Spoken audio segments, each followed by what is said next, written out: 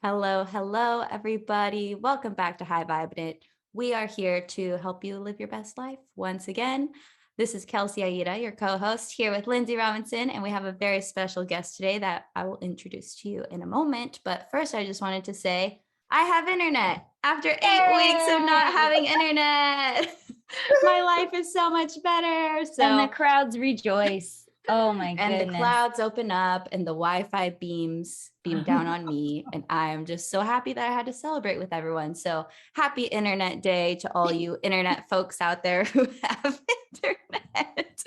If you don't know the story, I moved to a brand new home. It's gorgeous, but it's kind of in a rural area. There was no internet here because it's a new build. So it took a hot minute to get it. But now we got it. And, we love you guys so much. We were here every week, regardless of internet or no internet. So I just wanted to point that out so you all know how much we love you. And we want to produce a show for you every week. And we are here again this week with Miss Allana Pratt. And she's an intimacy expert. So we're going to get intimate. We're going to get down. We're going to talk about, we're going to see what we're going to talk about, actually. I didn't really plan it out. So we're going to talk about whatever needs to be said is going to be said. So Allana, thanks for being here. Please introduce yourself further and tell the peeps what you do. Oh, it's so great to be with you two beautiful ladies with internet and all the rest of it. Yeah. So I'm 52. Back in my 20s, I thought, going into coaching, life coaching, and then I moved more into like relationship coaching. But then I was divorced twice. So I thought, well, I can't be a marriage expert. A divorce expert, maybe. But the key that I found was missing this whole time, which led me to be an intimacy expert, is I did not have a relationship with myself. I was seeking my worth on the outside. I was a people pleaser, PhD in people pleaser. And I was spinning so fast trying to look good, do it right, be safe, anything so I didn't have to feel anything.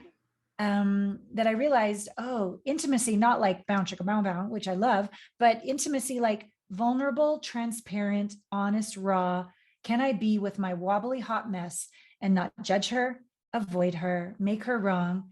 Or, okay, well, we're going to be nice to her just so she'll change, which is totally an agenda. Like truly, unconditionally love without condition, even if I never change my insecure parts. Can I actually learn to love myself?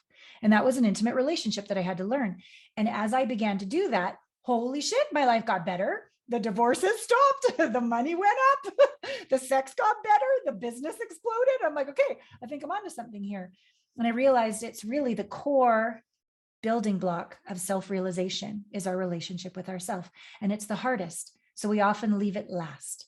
But when we make it first, when we make it a priority, it's so key that everything in your life starts to get better.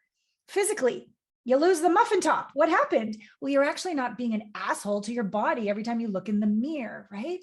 Or mentally, you just sleep better because you're not spinning, trying to be in control all the time, like a control freak. Spiritually, you get that the universe actually has your back. It's an embodied knowing, not a hope. And as I said, vocationally and financially, if you have an intimate relationship with money, you are appreciating money. You are managing it well. You are honoring it. You know your worth. You're asking for it as well, right? So you can receive money. Parentally, I don't know if you guys have kids. I have a 19-year-old. Okay, you've got kids. Okay, cool. We'll have to get into that soon. But parentally, if you can't be with your own discomfort and not run away, you can't be with your kid's temper tantrum. If you're trying to control the universe, you're going to try to control your kid, right? So that relationship's going to get better, let alone your own mom and dad issues, mommy issues, daddy issues. Okay. And then of course, my favorite is when we get into the romance and the sex. Oh my God, if you are not even in your body because you're in your head doing it right, performance anxiety, what are they going to think of me and my ass or what? You're not present. You're not going to have a delicious, rapturous experience. You're going to look to your partner to be the source of your happiness and your worth. Like literally, I've already sworn a couple of times, but yeah, go for it. Okay. So like every area of your life that is slightly fucked up will be resolved efficiently when you go to the core and do this intimate work. So after 20 years of being a coach, probably about 5 or 7 years ago, I said, you know what? I'm going to call myself an intimacy expert because this is what I humbly know that I've walked my path.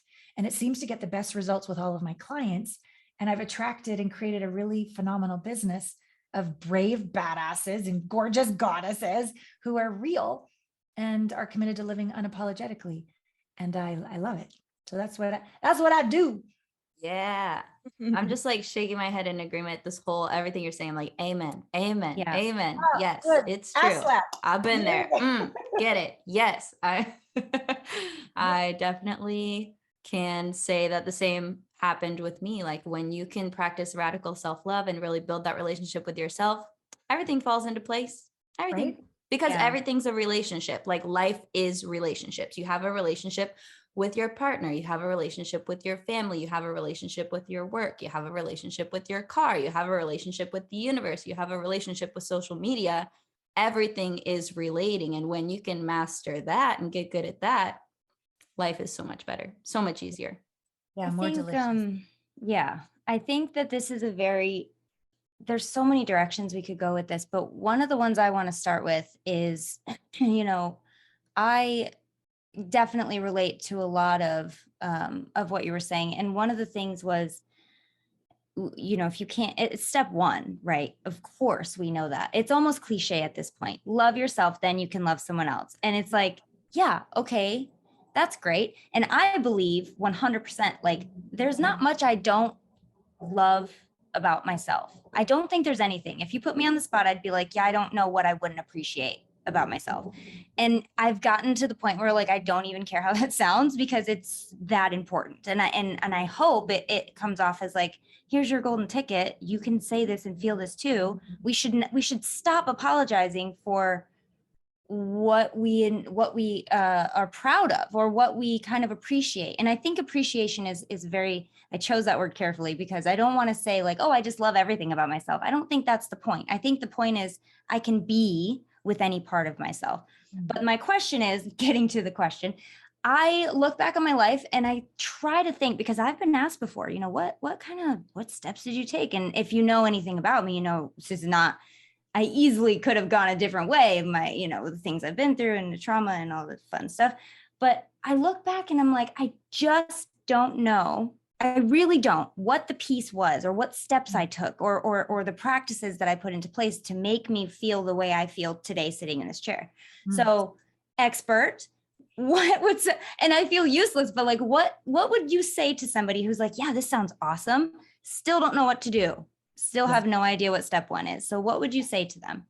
Well, I don't know how old you are. How old are you? You're in your Girl, I just 10 days ago turned 37. 37. Okay, good. Yeah, you're both gorgeous. So yeah, in your 30s, in my 30s, I was still kind of having an unconscious competence around the how as well. Exactly. I think that's so perfect. Unconscious competence. Thank you. Yeah.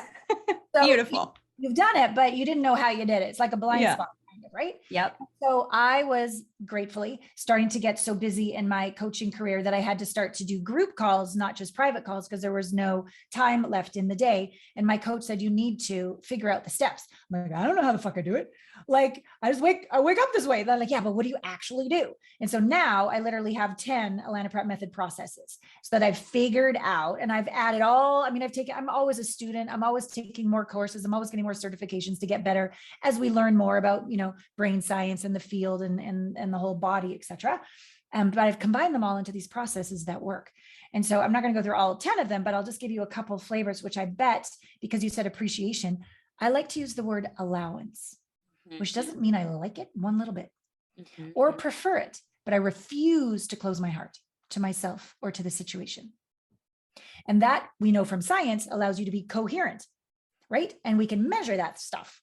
And when you're coherent, all of a sudden you can hear your intuition and your instincts, which makes you feel safe in your body and secure on the inside out, as opposed to trying to manipulate your situations on the outside to try to feel safe. And then you got to keep it so it doesn't leave, right? So coherence is the key to turning on scientifically your instincts and your intuition. Now, the presupposition to that is, how do you keep your heart open when you hate yourself, hate your mother, hate your father, you hate your ex, you hate your body, you hate all this.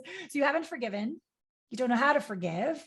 You're holding grudges. You feel regret. You feel shame. You feel guilt. You feel all these things. So it's another scientific thing. You can't create on top of an emotional charge. It's scientifically impossible. So we're fine when we're not triggered, the best of our brain is on. But when we're triggered, we go into fight or flight or freeze or fawn, right? So that's another indicator of heart open or heart closed. Heart closed, all you're going to do is kill before you get killed. You literally don't have another choice. You're using that part of your brain. But if you can learn to integrate, not get rid of, integrate these lower vibrational pain, fear, shame, guilt, sadness, anger, all these kind of things, you learn to integrate them like alchemy. So from lead to gold, from a difficult energetic block within your being, which is in your brain, image, thought, emotion, body, sensation, it's locked in there. We can take them through these processes that I've been taught and that I teach. You can turn pain, which first appreciation, or I call it allowance. I don't like that happened to me, but I can actually appreciate that it happened to me. I can be an allowance that it happened to me. I can resist nothing that it happened to me. And I can start to literally be the embodiment of the wisdom, not just 10 affirmations as a fakey fake spiritual bypasser. No, the embodiment of bravery, the embodiment of surrender. And that's, to me, over and over, the key is keep integrating these wounds, we can call them, these traumas, into our superpowers as an embodiment. And that allows you to be approving of yourself from the inside out. That allows you to be safe from the inside out. That allows you to wake up feeling confident, even if everything in your life, all circumstances are shit. There's still a knowing. It's not even I am enough. It's just like I am that I am. It's like all the way home. Period. Yeah, exactly. Yeah. I love All the that. way And I home. think that one of the, easiest ways for a lot of my clients to begin to just notice kind of the relationship with themselves is to observe how they are thinking / speaking about themselves. Yes.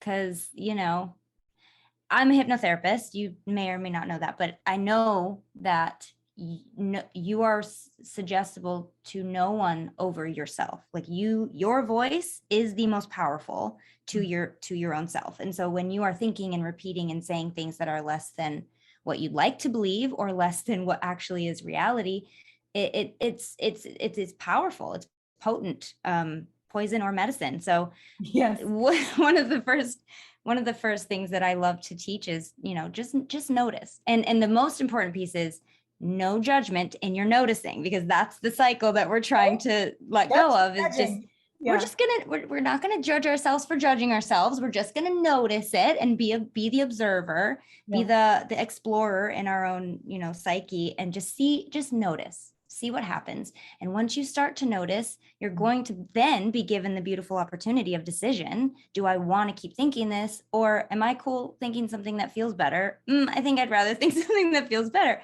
Yeah. And in that way, and just like everything we talk about, especially if it's a new concept, it's going to take practice. It's going to feel a little bit uncomfortable. It's going to feel like maybe you're not, I don't know what the word is, because it's not a lie to yourself. It's just something that you haven't practiced enough to believe as true yet. So I think that just that practice and noticing what you are saying, what would I like to believe instead, and just start from there. Yeah. The journey from head to heart, there's a lot of different processes I'm sure you've been trained in as well to make it more of an embodiment, but it does start in the head. It does start like I'm good enough. Really, I am a little bit of an affirmation, but we know that doesn't last. So we want to keep doing it. And I remember you're reminding me of a time. So 2 marriages. First one, I'm from Canada. I left Canada on my Uncle Phil's 18-wheeler semi down to LA to be a model and a dancer. And I failed because I was Canadian and I didn't have a visa. So I moved to Tokyo, where I succeeded, and I lived there for 4 years, and I was quite successful as a model and dancer and all the rest of it. Then I met tall, dark, and handsome husband number 1, Wall Street trader, moved to New York, went to Columbia University, graduated cum laude, did the whole thing. But I was still doing like, am I good enough? Damsel, just save me. This looks like the perfect solution. Save me. And what I realized in that journey is that I was sourcing my safety outside in, as I was saying earlier, approval outside in. And then fast forward, that marriage, 6 years, we had a 6-year relationship. And basically, because I was looking to him to complete me, I wasn't complete. It didn't have a future, because no one is here to complete us. We are whole and complete in and of ourselves. So no harm, no foul, no regrets, learned a lot. Next relationship was when my mom was dying of cancer. And I didn't want to feel the pain. I thought a man is a plan and a baby, that'll do it. So I married somebody and then she died. And then I'm like, oh, I did it again. My closed heart attracted, what else can it attract? A closed heart. It's science. So within a very short period of time, that there was a second divorce. There I am, single motherless mom with a 1-year-old. And then I went into a 12-year custody battle because according to his point of view, you said forever and you humiliated me. You broke your word and I will get my revenge. That's what closed hearts do if they don't do the work to open again, right? So all the way till I think he was 13 at this point, he'd known no life other than court and evaluators and therapists and all these different things. And it was his bright idea, which actually was bright. I'm going to live with dad. Dad's going to win. You're not going to exercise your custody and I will have peace. And he was right. Court stopped, but I relinquished custody. And I remember telling my staff, I'm going to have a nervous breakdown Thursday through Sunday. Monday through Thursday, I'll work. Okay. So find me a place in the middle of nowhere. I need to go take care of my heart and structure my life according to my emotions. You scheduled in a nervous breakdown. Yeah. Only like 3 days a week. I Gotta only do had it. Friday, Saturday, Sundays for nervous breakdown. And I had to keep the business going, the rest of the week. Oh my goodness. So it took a while to get through that scheduled nervous breakdown. But I would sit on the weekends on this big deck of this AA frame in the middle of nowhere. And I would write down all these things like, what if my son never calls me again? What if everybody opts out because I'm such a fraud? What if I die alone? Like I wrote down everything. Mm-hmm. And I cried a lot. And I started to build a relationship with what I'll call little Allana.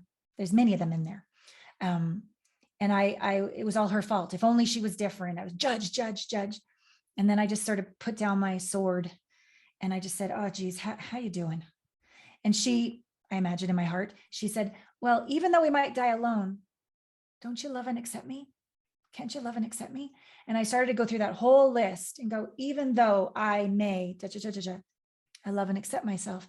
And I started to have this deepening of compassion, but like this feeling of enoughness, wholeness, until one day out on that deck, I had a full-on direct experience of oneness with the universe. Like the gravity went away. I didn't know where I ended and the air began. And it was just like, oh, you've been there all along, Divine.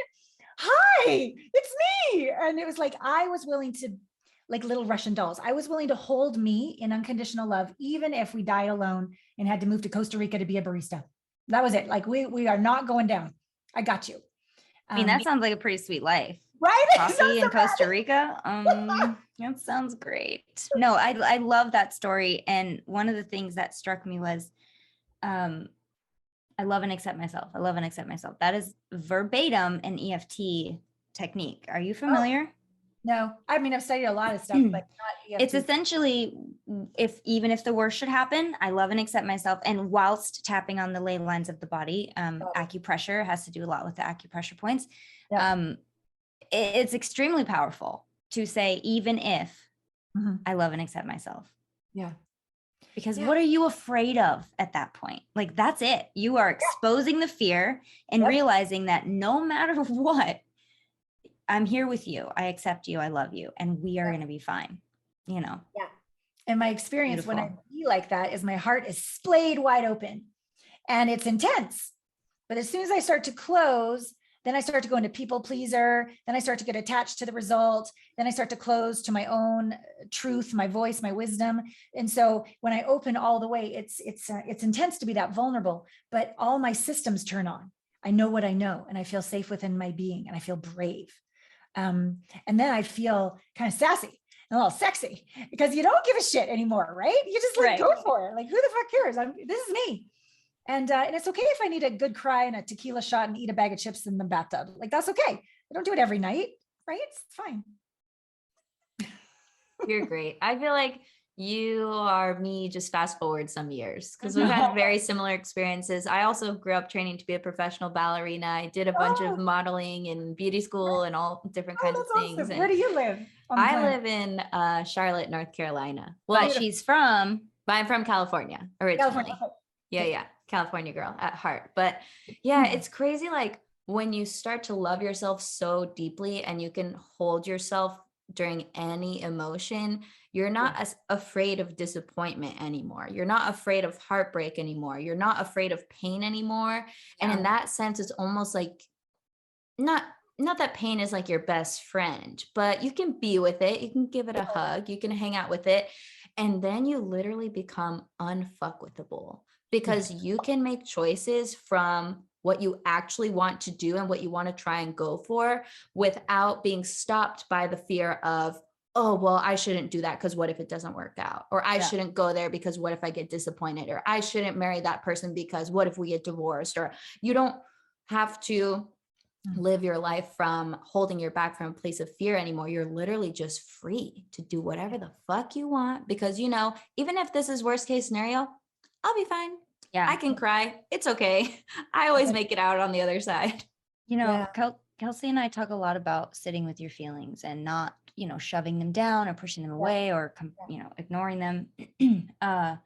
But the other day I read my kids, my kids are younger, 10, 6 and 3. So the littles, I read to them before bed, and the book was called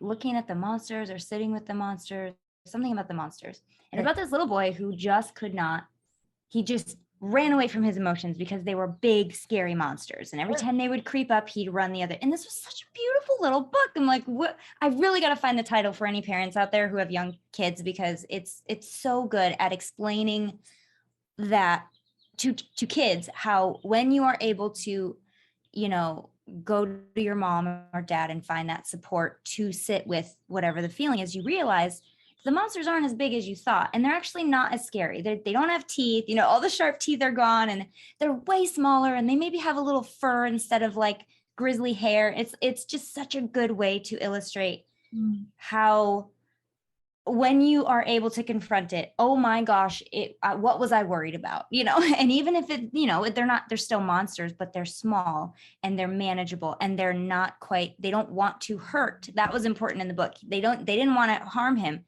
They just wanted attention. They were trying to like give him a message, right? Isn't that it's such a beautiful book. I'm like, I love these children's books these days. Like, imagine if we had a book like this, or I'm sure there maybe had been, but it was just such a good way to explain that when I find myself like, that's right, you know, saying a kid's book, it's just really funny. But yeah, you know, when you're able to kind of sit with it, you realize, you know, maybe that wasn't so bad. And that's where resilience comes in, when you're able to say, no matter what it is, I've been here before, or a version of this before. I know how this goes. It's not going to be as bad as I think. And on the other side, I have another piece of strength or you know, what confidence or whatever it might be. You always gain from it. I love this. It's like the image of sitting in the fire and the phoenix will rise. The only way through is through. Damn it. Yeah. Damn it. A glass of wine doesn't work. Damn it. So I was 16 and I was out at the lake. We had a cabin out at the lake, and my friends, James and Carlene, were supposed to come for the weekend. And Carlene came down the stairs and she's like, James is dead.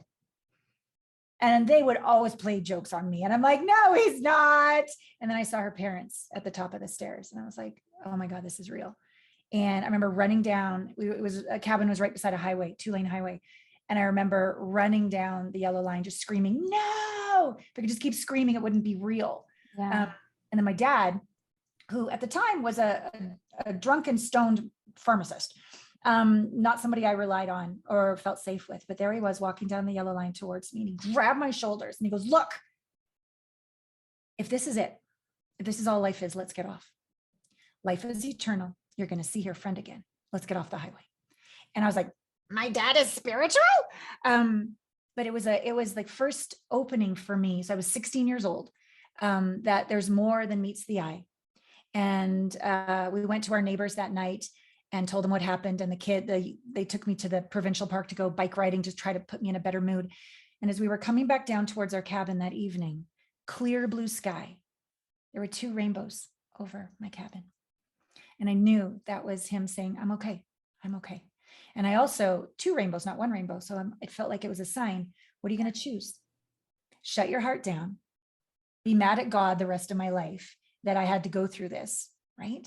Or this happened and I'm going to learn how to keep my heart open and keep going.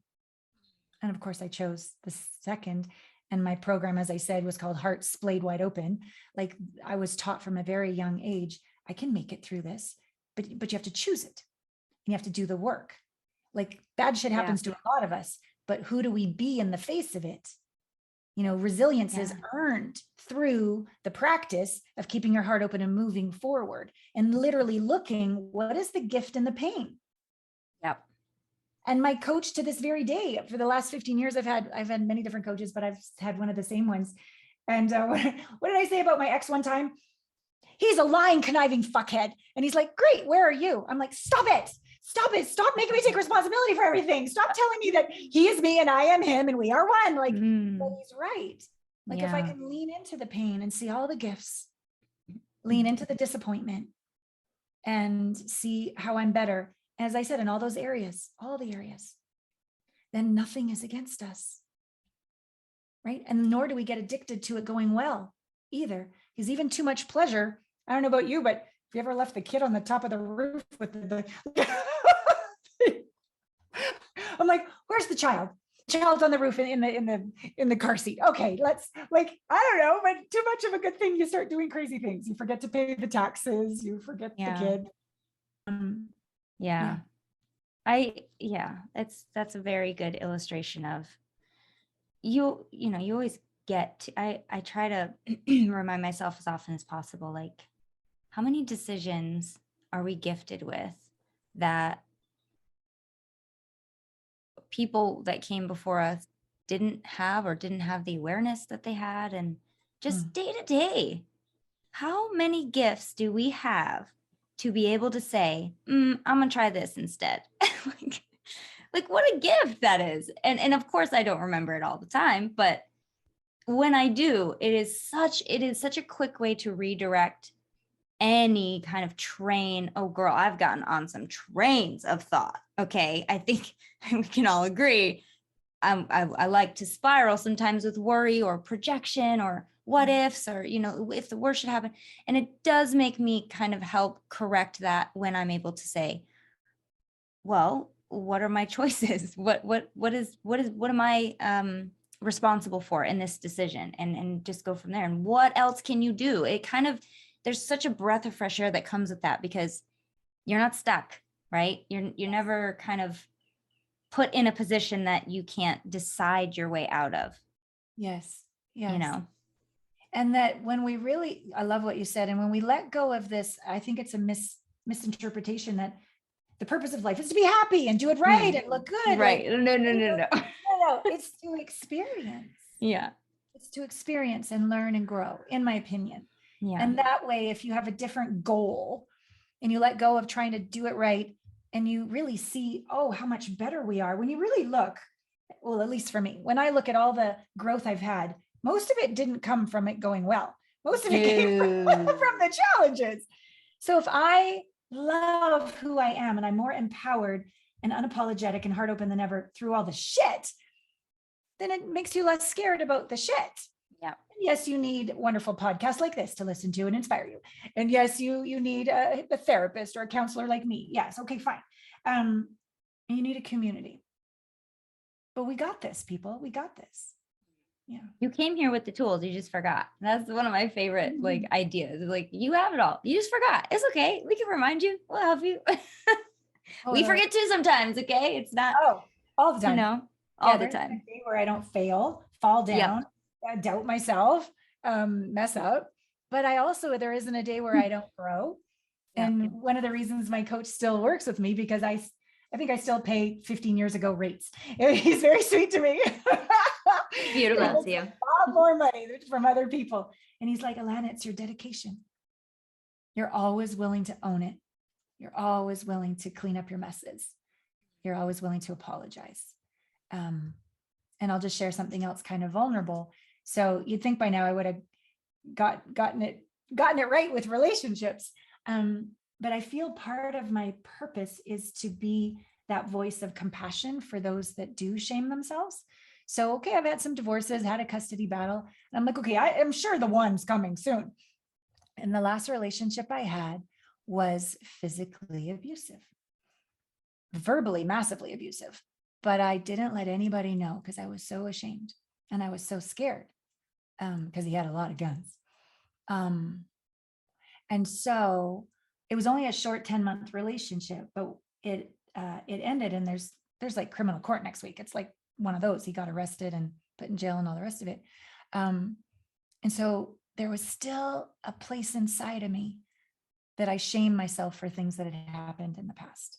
I'd done some work, but clearly there was more work. The first guy that cheated on me, it must be because I'm not, sexy enough, or making a mistake as a kid, it must be because I'm somehow fundamentally broken or flawed. There was such deep shame that I thought I handled until that relationship, showed me that the shaming of me, the hatred of me, the unforgiveness of me was coming at me in his behavior, right? And to own he's a projection of my unprocessed emotions, and to be grateful for that, and to speak up and say, no, this is not okay, and get a protective order, rather than be the polite Canadian, oh, just say sorry and it's going to be fine. No, it's not okay. No, you will have a protective order, and I will stand in the face of rejection from all your friends, and I will protect myself. That was a really, really big lesson. And then the last part was, I used to judge women that stayed. I did. Yeah. I was superior. Like, what's wrong with you? Leave. But I'd never been in one, and had my vibration, my confidence, my energy, Yes, self-shame, and through terror of the next hit and walking on eggshells, never exhaling for 10 months, how I lost myself. So now I no longer have that superior judgment because I've walked, in their shoes.